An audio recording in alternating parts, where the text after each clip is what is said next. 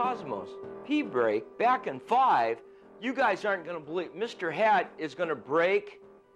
Oh, this ought to go over good, folks. Cosmos isn't here to watch Mr. Hat brake. Of course, the 8-ball goes in, boom, he wins. This is going to go over big. Hello, everyone. I'm your host, the Doc, the GhostNet guy. Co-host, of course, is Cosmos, I guess, who's on a P-brake right now. But we're talking about, in this upcoming film short on the YouTube, the tools needed when working in clay on the potter's wheel. The shaping tools, you know, you can make these yourself. The wire that you use to cut the clay, I use fishing line. I'll show you that. And the way that you slide the work off the wheel, I'll show you some tricks there as well. So let's find Cosmos. Cosmos! Oh man, he's outside. Come on. Oh, there you are. Well, where'd you go? Mr. Hat, you better not break. Cosmos is going to... I'm telling you, Cosmos! Oh, Cosmos, let me look into your eye, teach everybody about how to use the tools on the potter's wheel in this film short. And Cosmos, you better get back in here. Mr. Hat's ready to break. Cosmos, come on, I want to get back on the wheel. Thanks, Cosmos. The sponge.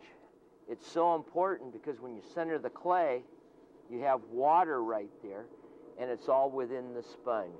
Isn't that nice? To open the clay, again, you need the sponge with some water. Open it up.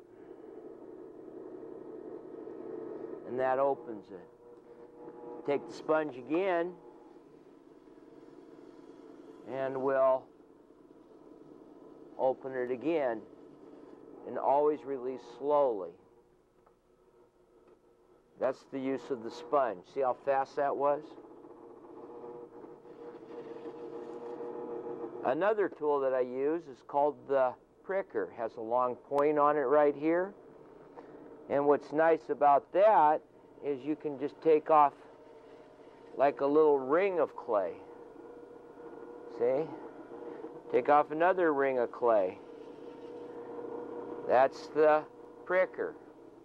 Now, if you want to have a smooth surface on what you're working on, real extra smooth with a lot of control, you want to use a chamois, and this is a piece of leather here, and when it gets wet, look how nice it finishes the clay. Finally, when you get ready to pull or make your shape, you can use a rib, and ribs are important because they can go ahead and cut away the clay to the desired thickness, also to the desired shape and size. Because when you use a rib, it holds the shape. See how nice that is? Nice and straight, and you can trim it off at the bottom. And that's the rib. Once that you get the piece made the way that you like, it's simple at that point. You say, I want to take it off and save it. I like to use a piece of fishing line on a couple of old pencils. Here is the secret. You want to get the wheel really, really wet around the bottom of your work. And just keep sliding it, sliding it, sliding it. You see how the pot's moving on the water? And then at that point, see how it keeps moving? Add more water. Then when it starts to slide, see, you can move it wherever you want, and in that way, your work, see how I'm moving it around my wheel? Your work won't get out of shape. So having a lot of water on the wheel when you cut really makes a difference. Cosmos, now what? I know how to work with the tools. Now what, Cosmos?